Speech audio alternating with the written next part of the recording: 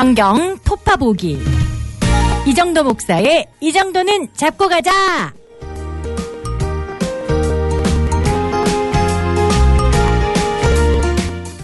안녕하십니까, 이정도입니다. 오늘은 사사기 13장부터 16장까지 4장 함께 읽겠는데요. 오늘 이야기는 삼손 이야기다 생각하시면 되겠습니다. 사사기의 마지막 사사입니다. 말씀드렸다시피 사사들이 점점 조금씩 이상해지는 모습을 볼 수 있는데 그 끝에 삼손이 있다고 할 수 있죠. 13장은 먼저 삼손에 대한 서론인데요. 이렇게 나옵니다. 이스라엘 자손이 다시 여호와의 목전에 악을 행하였으므로 여호와께서 그들을 40년 동안 블레셋 사람의 손에 넘겨주시니라. 이 40년이라는 기간은 이제 삼손의 기간을 포함하는, 삼손의 20년을 포함하는 기간이겠고요. 이때 2절에 소라 땅에 단지파의 가족 중에 마노아라 이름하는 자가 있더라. 그의 아내가 임신하지 못함으로 출산하지 못하더니, 이렇게 나옵니다. 소라라는 지역은요, 쉐펠라라고도 불리고 우리 성경에 평지라거나 골짜기라고도 번역되는 지역인데요. 이 지역이 원래 단지파가 받은 땅이죠. 그리고 이 지역이 블레셋 땅과 맞닿아 있고 겹쳐 있는 땅이라고 할 수 있습니다. 그러니까 단지파가 원래 받았던 땅에 단지파 가족 중에 마노아라는 사람이 살고 있었는데, 이 부분이 좀 우리가 주목해서 볼 것은 뭐냐면 단지파는 지금 여기에 모여 살고 있지는 않습니다. 왜냐하면 여호수아 때에 단지파가 이 땅을 우리가 정복하기가 너무 어렵다 하면서 북쪽으로 이동하는 장면이 나왔었거든요. 그래서 북쪽에 있는 이 성읍을 점령하고 거기에 단이라고 이름을 붙여서 살게 됐는데요. 지금 여기에 마노아라는 사람이 남아있다는 건 단지파가 일부는 이주했지만 이주하지 않고 남아있는 자들도 있었겠구나. 왜 남았을까? 하나님께서 주신 땅, 이 하나님께서 정복하라 명하신 땅에 그래도 어쨌든 남아있는 단지파가 있었구나라는 생각을 할 수 있겠고요. 그래서인지 여태까지 다른 사사들 같은 경우에는 보통 장군의 역할을 했습니다. 자기 지파의 군대를 이끌고 혹은 자기 지파와 플러스 몇 개의 지파를 더 이끌고 이렇게 군대를 이끌고 싸웠는데요. 삼손은요, 다른 사사와 가장 큰 차이점이 혼자 싸운다는 점이죠. 물론 이제 삼손이 맨 끝에 있는데 맨 앞에 있었던 에훗도 약간 혼자서 어떤 암살자의 역할을 하기는 했지만 잘 보면 뒤에 가서는 또 군대를 이끌고 오거든요. 삼손 같은 경우는 아예 그냥 처음부터 끝까지 혼자서 해가는 싸움인 거죠. 이게 삼손은 아마도 단지파의 군대가 그때 없었기 때문에 이 지역에, 그래서 이제 하나님이 삼손에게는 더 특별한 힘을 주시지 않았나. 다른 사사들은 삼손처럼 이런 괴력이 있지 않았죠. 이런 걸 볼 수가 있습니다. 또 이 마노아라는 가족이 이 자리에 살고 있다는 걸로 볼 때 이 마노아라는 사람이 어떤 사람인지 엿볼 수 있습니다. 그 악한 시대에도 끝까지 어쩌면 하나님을 섬기던 사람들이 아닌가. 그래서인지 마노아라는 사람이요, 하나님을 의지하는 모습이 남다릅니다. 먼저 아내에게 이 하나님의 사자, 천사가 나타나서 네가 임신하여 아들을 낳을 건데 그 아이를 하나님께 바친 나시린으로 키워라. 그가 블레셋의 손에서 이스라엘을 구원할 것이다 했더니 아내가 마노아에게 이야기하거든요. 그러니까 마노아가 하나님께 또 기도합니다. 주여 구하옵나니 주께서 보내셨던 하나님의 사람을 우리에게 다시 오게 하사 우리가 낳을 아이에게 어떻게 행할지를 우리에게 가르치게 하소서, 이렇게 기도하고요. 또한 그 천사가 다시 아내에게 나타나니까 아내가 마노아를 불러서 천사를 만나니까 이 마노아가 천사인지는 모르는 상황에서 그냥 어떤 이를테면 하나님의 사람 이렇게 생각을 했겠죠. 그렇게 이 사람에게 어떻게 키워야 합니까? 또 물어보게 되고, 말했던 대로 나시린으로 키워라. 그러니까 당신을 우리가 대접하고 싶습니다. 조금 기다려주시면 우리가 염소 한 마리 잡아서 대접하겠습니다. 이제 천사인 줄 모르니까 식사 대접을 하려고 하는 거죠. 그러니까 천사가 나를 대접하지 말고 여호와께 제사로 드려라 해서 바위 위에 이제 염소 고기를 놓는 거죠. 그랬더니 갑자기 불꽃이 제단에서부터 하늘로 올라가서 이렇게 여호와의 사자가 제단 불꽃과 함께 하늘로 올라가게 됩니다. 그걸 보고 마노아가 그제서야 이게 그냥 하나님의 사람이 아니라 천사였구나 하고 엎드립니다. 이런 모습을 볼 때 이 마노아라는 사람, 그 악한 시대에, 이 사사 시대에 더군다나 그 악함이 점점 더 가중된 이 끝자락에 정말 나름 남아있는 믿음의 모습을 보여주는구나라고 알 수 있고요. 또 마노아뿐 아니라 마노아가 이제 죽었다 하니까 아내가, 왜냐하면 마노아 입장에서는 천사를 보고 하나님을 보면은 죽는다라는 이제 생각이 있으니까 그런 말을 했더니 아내가 주님이 우리를 죽이려고 하신 거라면 이렇게 제사를 받지도 않으셨겠고 우리에게 그런 말씀을 하지도 않으셨을 거예요. 이러면서 주님의 뜻이 있으실 거다, 이런 또 믿음의 말을 합니다. 그러니까 이 두 부부가 참 믿음이 좋은 모습을 보여주고 있습니다. 사사시대라는 암울한 시대를 배경으로 생각하면 참 더 아름답게 보이는 부부입니다. 그래서 이 부부가 아이를 낳아서 삼손이라고 이름을 하게 되면서 13장이 맞춰지는데요. 이렇게 13장이 서론 역할을 하고 14장에서 드디어 삼손 이야기의 본론으로 들어가는데요. 삼손의 첫 번째 아내 이야기가 나옵니다. 14장에서 이제 삼손이 훅 자라서 큰 상태인데 삼손이 갑자기 블레셋 여자와 결혼을 하겠다고 하니까 부모가 당황하죠. 왜냐하면 하나님께서 이 아이를 주실 때 이 아이가 우리를 괴롭히는, 지금 블레셋이 이스라엘을 압제하고 있는 상황에서 블레셋으로부터 우리를 구원해 주는 사사가 될 거라고 하셨는데 이 아이가 갑자기 블레셋 여인과 결혼을 한다니까 부모가 당황을 하는데 삼손이 또 고집을 부립니다. 그런데 사실은요, 4절에 보면 이렇게 나와 있습니다. 그때 블레셋 사람이 이스라엘을 다스린 까닭에 삼손이 틈을 타서 블레셋 사람을 치려 함이었으나 그의 부모는 이 일이 여호와께로부터 나온 것인 줄을 알지 못하였더라. 삼손이요, 무조건 우리가 생각하는 나쁜 이미지만 있진 또 않습니다. 그래도 나름대로 어려서부터 나실인으로 자라고 또 이 믿음의 부모가 마노아와 그의 아내가 삼손을 가르칠 때 하나님께서 명령하신 대로 나실인으로서 키우면서 경건하고, 그리고 네가 이제 앞으로 이 민족을 블레셋으로부터 구원할 거야, 이런 이야기를 하면서 키우지 않았겠습니까? 그래서 이렇게 무조건 카사노바 같은 사람은 아닌데요. 여기서 나온 대로 블레셋을 치려고 이런 나름대로의 작전을 짠 거고, 이 작전이 또 하나님께로부터 온 것인데요. 문제는 이제 뒤에 가서 나오는 거죠. 이때쯤에는요, 이제 어쨌든 결혼하러 딥나로 가는데 이때쯤에는 삼손이 맨손으로 사자를 찢어 죽이는, 그럴 만큼 강합니다. 딥나로 가다가 사자를 찢어 죽이고 결혼을 이제 하게 되죠. 그런데 문제는 뭐냐면 7절에 이렇게 나옵니다. 그가 내려가서 그 여자와 말하니 그 여자가 삼손의 눈에 들었더라. 자, 눈에 들었다. 무슨 말일까요? 원래는 삼손이 이 여자를 사랑해서 좋아해서 결혼을 하려고 했던 게 아니거든요. 그냥 나름의 독립운동에 이제 핑계를 얻으려는 그런 결혼입니다. 그런데 막상 만나보니 그 여자가 이제 좋아지기 시작하는 거죠. 눈에 들게 됩니다. 예, 안목의 정욕이죠. 여기서부터 이제 범죄가 시작되는데요. 그렇게 여자한테 약한 모습을 보여주고 집으로 돌아가다가 자기가 죽였던 사자 시체에서 이 벌떼가 껴가지고 꿀이 생긴 걸 보게 됩니다. 그래서 삼손이 그 꿀을 떠서 자기도 막 먹고요. 그리고 부모에게도 드리는데 그 꿀을 사자의 몸에서 떠왔다고는 알리지 아니하였더라, 이렇게 말합니다. 이게 무슨 에피소드일까? 이 에피소드가 물론 뒤에 가서 이 수수께끼로 사용되는 에피소드이긴 하지만 이 에피소드, 부모에게는 또 알리지 않았다는 말은 왜 있는 걸까? 우리가 이제 나실인 규례를 잘 모르기 때문에 이 부분을 우리는 아무 감흥 없이 읽을 수도 있는데요. 사실 나실인 규례뿐 아니라 율법에서도요, 시체에 닿았던 것은 먹으면 안 됩니다. 저희 다 했었거든요. 요거 읽었었는데 같이. 부정합니다. 시체에 닿았던 것은 뭐 부정하다, 어렵게 해석할 거 없이요. 이 부정하다는 것은 깨끗하지 않다라는 뜻으로 해석하시면 됩니다.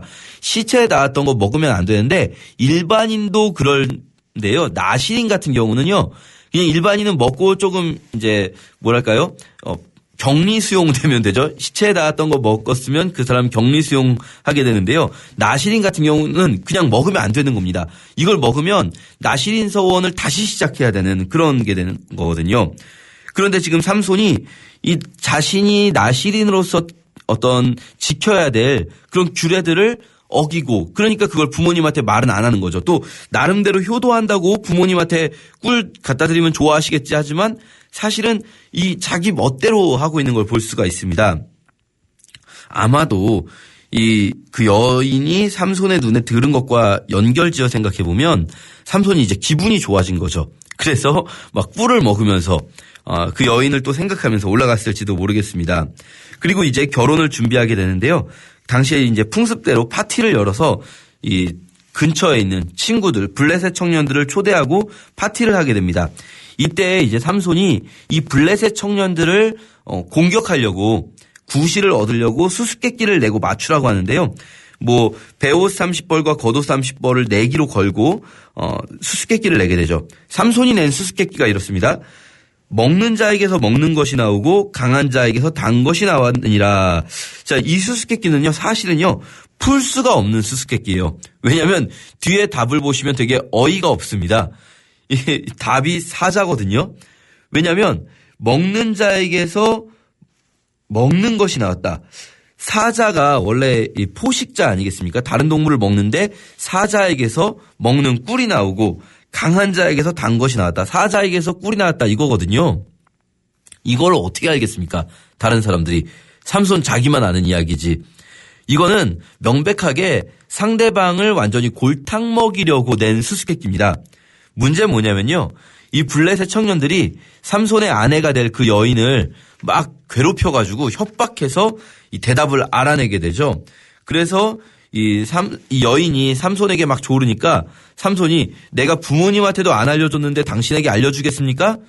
해놓고 부모님한테도 안 알려줘놓고 당신에게는 알려줍니다. 그래서 이 여인에게 넘어가게 되죠. 이 삼손이 보면은 여자에게 굉장히 약한 모습을 보게 됩니다. 어떻게 보면 지금 이 수수께끼를 내고 그래서 이 블레셋을 치려는 당장 사실 이 옷을 베옷 30벌 겉옷 30벌이 문제가 아니라 이걸 통해서 블레셋을 치려는 어떤 계획이 있었던 것 같고 그 계획이 어떤 계획인지 나오지도 못합니다. 삼손이 이 수수께끼의 정답을 알려주는 바람에 그 계획이 여호와께로부터 온 계획이었다라고 4절에서 말했었는데 결국은 그 여호와께로부터 온 계획이 실패하게 되는 거죠. 그리고 삼손은 화가 나서 다른 블레셋 사람 30명을 아스글론에 가서 죽이고 옷을 뺏어서 이 청년들에게 주고 그리고 그냥 결혼 안 하고 자기 집으로 가버려요. 아내가 되기로 했던 사람은 다른 친구와 결혼을 하게 됩니다. 이렇게 14장의 에피소드가 맞춰지고 15장으로 넘어가는데요. 15장에서는요. 삼손이 사실 결혼식은 완전히 파탄난 것처럼 보였잖아요. 그랬는데 다시 자기 아내 달라고 그 집에 갑니다. 다시 이 블레셋 땅 딥나에 가서 자기 아내를 내놔라 그러는 거죠. 그러니까 장인어른이 네가 그때 그렇게 그냥 가버려서 우리가 생각할 때는 네가 이 결혼을 안 하려고 하는 줄 알고 또 이 여인을 미워한다고 생각하고 네 친구에게 주었다. 결혼을 시켰다. 그냥 여동생이 또 있는데 이 여동생하고 결혼하는 건 또 어떠냐라고 말하니까 삼손은 이렇게 말합니다. 이번에는 내가 블레셋 사람들을 해할지라도 그들에게 대하여 내게 허물이 없을 것이라. 자, 이게 지금 왜 이런 삼손이 뭐 결혼하는 전략 이런 게 왜 필요하냐면요. 이 뒤에 나오게 되는데 삼손은요, 지금 자기가 유다를 위한 혹은 이스라엘을 위한 독립운동을 한다는 것으로 비춰지지 않기를 원하는 거예요. 왜냐하면 삼손 혼자는 진짜 괴물 같은 사람이라서 누구도 삼손을 건드릴 수가 없거든요. 그런데 만약에 이게 삼손이라는 이 녀석이 이스라엘을 위한 독립운동을 한다라는 게 드러나면 블레셋 사람들이 삼손을 잡지 못하니까 이스라엘을 괴롭힐 수가 있거든요. 실제로 이제 뒤에서 그렇게 됩니다. 삼손이 이번에는 내가 정당하게 당신들을 블레셋을 괴롭혀도 할 말이 없을 거다. 왜냐하면 내 아내를 다른 남자랑 결혼을 시켰으니까. 그러면서 여우 300마리를 붙들어다가 꼬리에다가 불을 붙여가지고 블레셋 사람들의 이제 막 추수할 때가 막 됐는데 추수 준비하고 있는데 그 밭을 다 불태워버립니다. 블레셋의 밭을.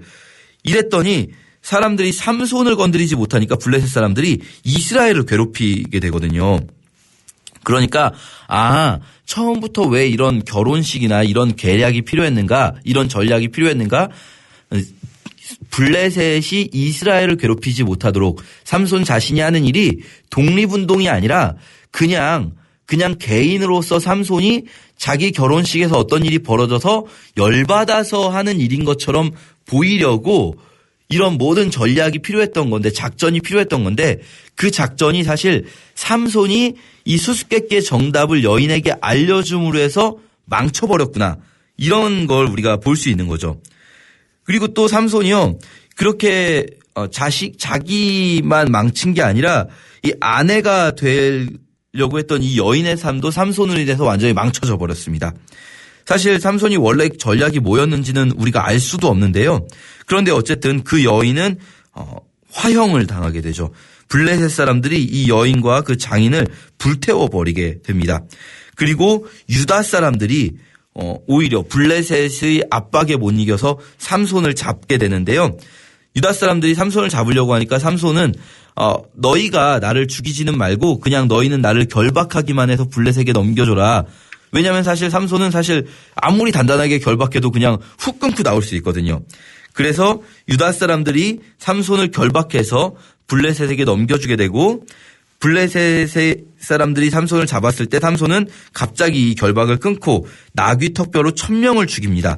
그래서 그곳을 라맛 레히라고 부르게 되고 삼손이 목말라 하면서 하나님께 물을 주세요 이랬을 때 우물이 터져서 그곳을 에낙고레라고 부르게 됩니다. 이 에낙고레 이러면 부르짖는 사람의 우물 이런 뜻인데요. 이 자신이 부르짖었을 때 하나님이 우물을 주셨다 이런 뜻이죠. 이렇게 어떤 삼손의 본론 부분이 15장과 14장과 15장에서 나오게 되고요. 20년 삼손이 블레셋 사람들의 손에서 어쨌든 이스라엘을 지켜낸 기간 20년이 지나가게 됩니다. 삼손이 어쨌든 작전은 망쳤지만 결국 블레셋 사람들을 쳐 죽이면서 삼손이 블레셋 사람들의 손에서 20년 동안 이스라엘을 지켜내게 됩니다. 왜냐하면 삼손의 집이 딱 블레셋과 이스라엘의 중간 통로 역할을 하는 곳에 있으니까요. 그렇게 블레셋의 대적이 됩니다. 이 상황에서 삼손은 말하자면 블레셋이 이스라엘로 통과하지 못하게 하는 어떤 관문 역할을 삼손이 혼자서 하게 되는 거죠. 그리고 20년이 지나 16장으로 넘어가서 삼손이 들릴라라 하는 여인을 사랑하게 됩니다. 그리고 블레셋 방백들이 이 들릴라에게 너에게 우리가 은 1100개씩을 각자 이 5명의 방백이 은 1100개씩을 각자 줄 테니까 이 삼손의 약점을 알아내라 해서 들릴라가 또 삼손을 조르고 졸라서 약점을 알아내게 되죠. 이 머리카락이 중요한 게 아닙니다. 머리카락이 없으면 힘이 없어지고 이런 게 아니고요. 머리카락은 나시린 서원을 말하는 겁니다. 나시린 규례에는 머리에 삭도를 대지 않는 게 있는데요. 나시린 규례를 깨게 되는 것, 즉 언약을 깨는 거죠. 언약이 중요한 겁니다. 그러니까 삼손이 이 들릴라에게 또 넘어가서 계속해서 여인에게 약한 모습을 보여주죠. 그래서 삼손이 힘을 잃고 잡혔다가 마지막으로 한 번 더 하나님께서 삼손에게 힘을 주셔서 블레셋 신전을 무너뜨려서 3000명이 넘는 사람 죽이게 되고요. 우리가 삼손 이야기 보면서요. 삼손에게 배울 것은 하나도 없습니다. 그냥 사사조차도 이제는 사사기 전체의 맥락 속에서 사사조차도 악해지는 모습. 굳이 적용점을 찾는다면 반면교사죠. 작은 부분에서부터 자기 멋대로 굴고 시체에서 꿀 따먹고 여자들이 조른다고 하나님과의 언약을 깨버리고 이 큰 능력이 있는 자라도 이 작은 부분에서부터 무너지는 것들 볼 수 있는데요. 우리 그런 거 생각하면서 16장까지 함께 읽겠습니다. 감사합니다.